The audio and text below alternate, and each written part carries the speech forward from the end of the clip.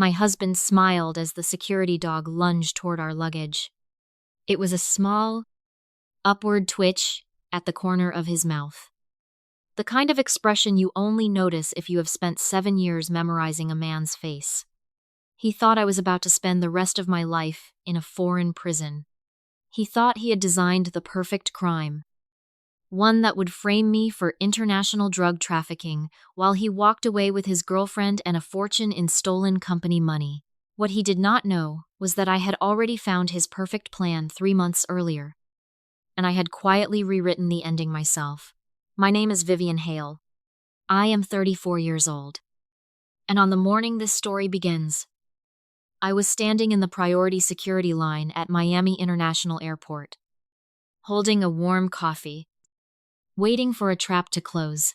If you have ever had to outsmart someone who thought you were too naive to notice, tell me where you're watching from. And if this story moves you, stay until the end, because the lesson at the finish is worth more than the drama that gets you there. The air inside the international terminal smelled like espresso and nerves. Fluorescent lights buzzed overhead in that low, clinical hum that seems to match a racing heartbeat. I took a slow sip from my cup and let the warmth settle me. We were supposed to be flying to Bali. It had been sold to me as a second honeymoon, a chance to save a marriage that had been quietly dying for a year. My husband, Marcus Delgado, 36 years old and vice president of finance at a large medical supply company, had booked us first-class seats. He told me we needed distance from our normal life to remember why we fell in love. But Marcus did not want to reconnect. Marcus wanted me gone. Standing behind us in the same line was Brooke. She was 27, wrapped in an expensive perfume, and carried the official title of Marcus's executive assistant. Unofficially, she was the woman he had been sleeping with for over a year. Marcus had insisted she take the same flight out of Miami, claiming she had an urgent handoff meeting in Singapore before returning home. It was a flimsy excuse, the kind that would make any ordinary wife suspicious. But I had stopped being an ordinary wife 3 months earlier. I had started thinking like what I actually am, a forensic accountant. I trace numbers. I follow hidden assets. I do not let emotion cloud a conclusion. Marcus was sweating despite the air conditioning. He kept checking his watch, shifting his weight between his shoes, glancing between my suitcase on the belt and the officers ahead of us. "Go on. Put your bag through," he said, his hand resting on my back, urging me forward. "Let's get past this so we can relax before the flight." His touch made my skin crawl, but I smiled brightly. "Of course, love." I lifted my black suitcase onto the belt. Beside it sat Brooke's luggage, a pristine designer case that clearly cost more than her salary could explain. She stood chewing gum, bored, annoyed to be waiting with the general public, even in the priority lane. Then a customs officer walked into our lane with a German shepherd. The dog's nose worked down the row of bags. Marcus practically vibrated. He tried to look irritated, but I saw the adrenaline running through him. I knew exactly what he was waiting for. The night before, while he believed I was asleep, I had watched him slice open the lining of my suitcase and wedge a vacuum-sealed, duct-taped package deep into its frame. He had packed enough synthetic narcotics into my bag to guarantee I would be locked away in a foreign prison for the rest of my life. With me gone, he could file for divorce, drain our accounts, collect on the life insurance, and disappear with Brooke. He would play the devastated husband whose wife turned out to be a stranger. But Marcus made one mistake. He forgot what I do for a living. I stepped through the metal detector. Silence. No alarms. I walked to the other side and turned to watch. My suitcase rolled out of the scanner. The officer at the monitor did not even blink. I pulled it off the belt and looked at Marcus. The color drained from his face. His confident smirk collapsed into confusion. He stared at the monitor, then at me, his mouth slightly open.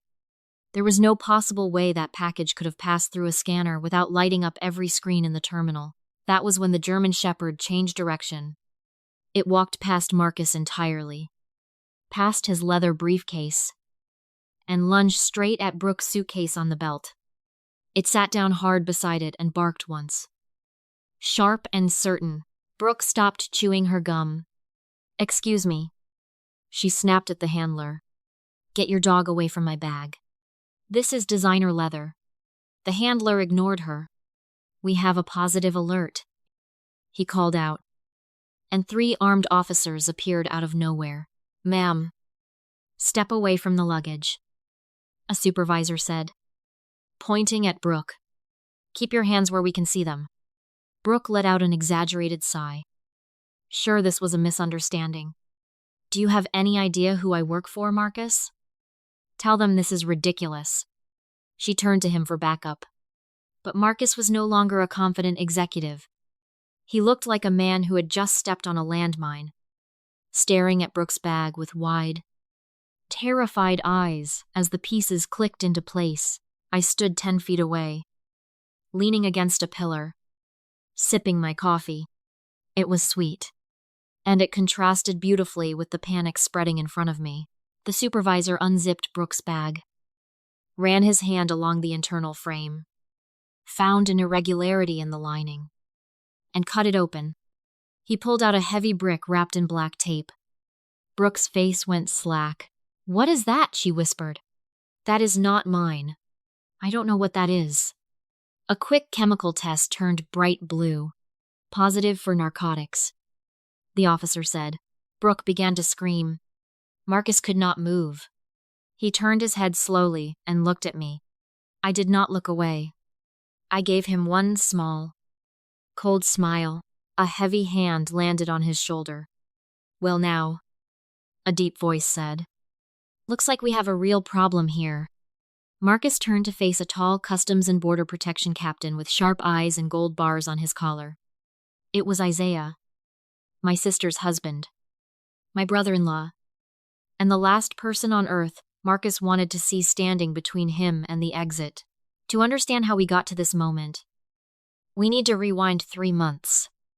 To the day the man I thought I loved finally showed me who he really was. It started on an ordinary Tuesday evening. Our marriage had been running cold for a year, filled with unspoken tension, and Marcus constantly working late. I was reviewing our joint bank statements, because numbers speak to me louder than words ever could. And I noticed small anomalies. Cash withdrawals with no explanation. Dinners at steakhouses on nights he claimed to be stuck in meetings, eating stale sandwiches. When I brought it up, the room went cold. He did not yell. He did something worse. He placed his hands on my shoulders and looked at me with manufactured pity. "You're imagining things, Vivienne," he said softly. "Work has been stressful. You're losing your grip." He used that phrase constantly over the following weeks. If I asked about a strange scent on his jacket, I was losing my grip. If I questioned a change to his phone password, I was losing my grip. He isolated me slowly, quietly, until I started doubting my own memory. I stood in front of the bathroom mirror at 3 a.m. more than once, wondering if he was right, wondering if my job had finally broken something in me. But he forgot one detail about who he married. I don't stay confused for long. I woke up. I stopped asking him questions and started asking the data. While he slept, believing his psychological campaign had worked, I sat in the guest room with my laptop and got to work. I found receipts from a boutique hotel downtown. I found a $5,000 a night resort charge in Aspen. And weaving through every discovery was one name: Brooke. The affair hurt. But what I found underneath it was worse. Marcus was not simply cheating. He was funneling money out of his company through fake vendor invoices, routing it through shell companies registered out of state, and hiding it in a private account I was never meant to find. The total, once I finally traced it all the way through, came to $8 million. I did not confront him. A confrontation without proof is just an argument. And arguments can be spun by a man with a corporate reputation and an expensive lawyer. So instead, I smiled. I cooked his favorite dinners. I played the fragile wife he wanted me to become, while quietly building an airtight case against him. 2 weeks before the flight, Marcus came home with a glossy travel brochure and a wide grin. "Bali," he said. "First class. A chance to save us." He held my hands and gave a heartfelt speech about reconnecting.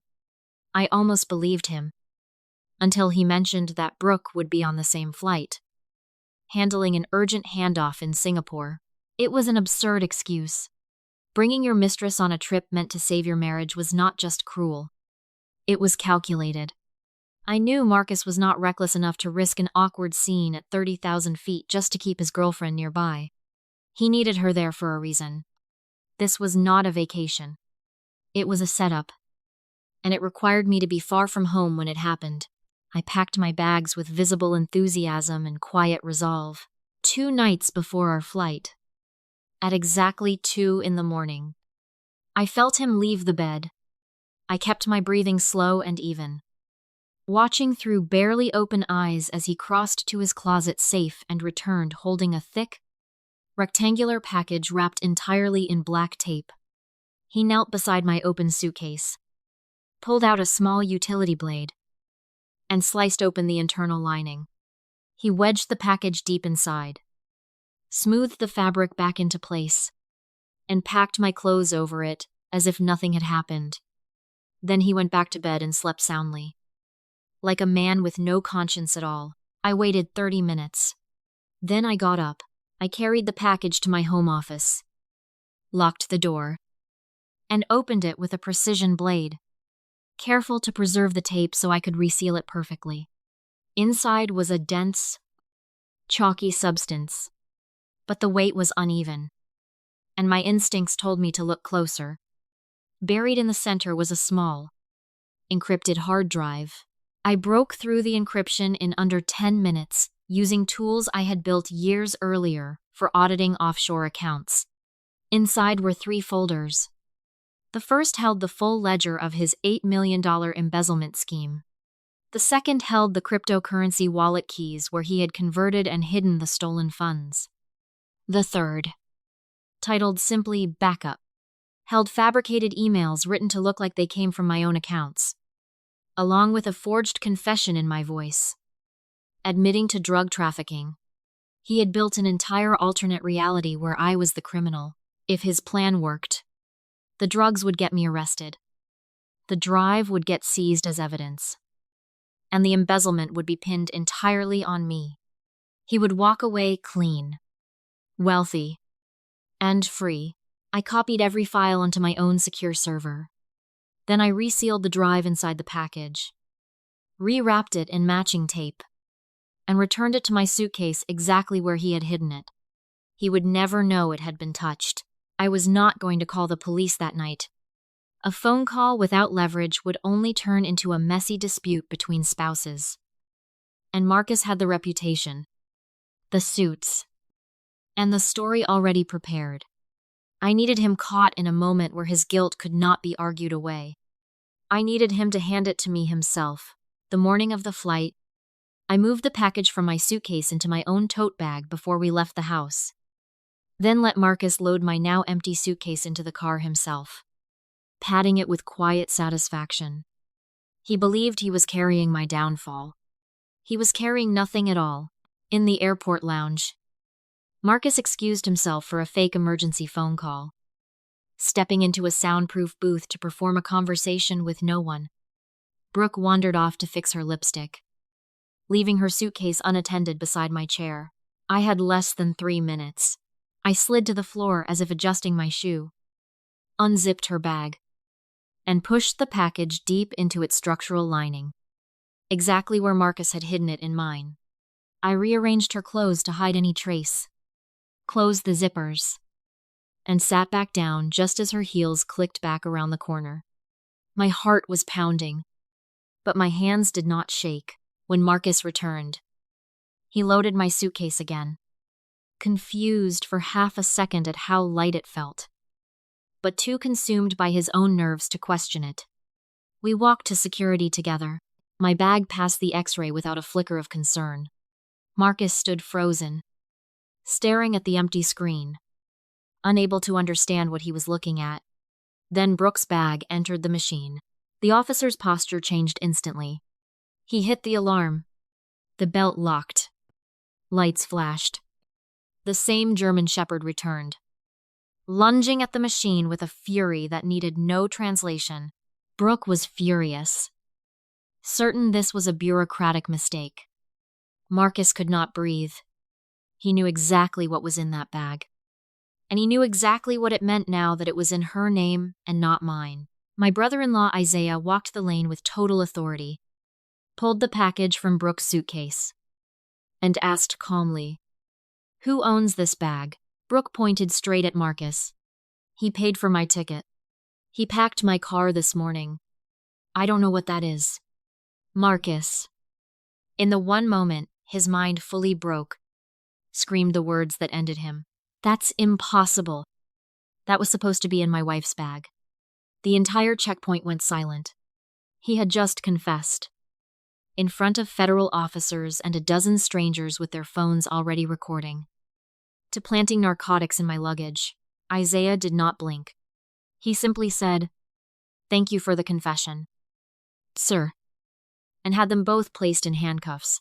Later, in a small interrogation room, Marcus and Brooke turned on each other, each insisting the other was responsible, unaware they were both already finished.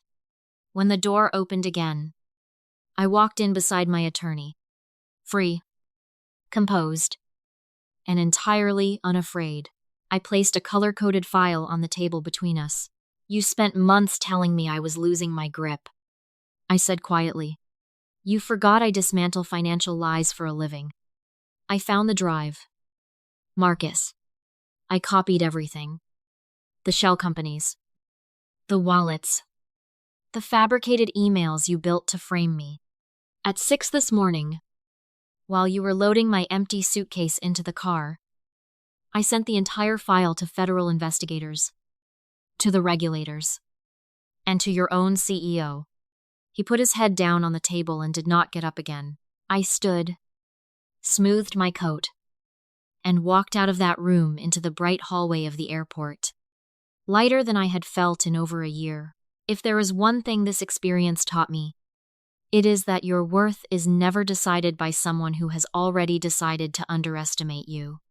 For months, Marcus tried to convince me that my own instincts were the problem.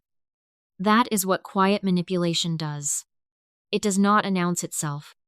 It creeps in through small comments and small denials until you start doubting the one person you should always trust yourself. Walking away from that version of my life was not revenge for its own sake. It was self-preservation. And it taught me that real strength is not about proving someone wrong out loud. Sometimes it is about staying calm, gathering the truth, and letting the people who tried to break you watch it collapse under its own weight. If you are in a situation right now where someone keeps telling you that you're overreacting, that you're too sensitive, that you're losing your grip, trust the version of yourself that keeps asking questions. That instinct is not weakness. It is often the only thing standing between you and the truth.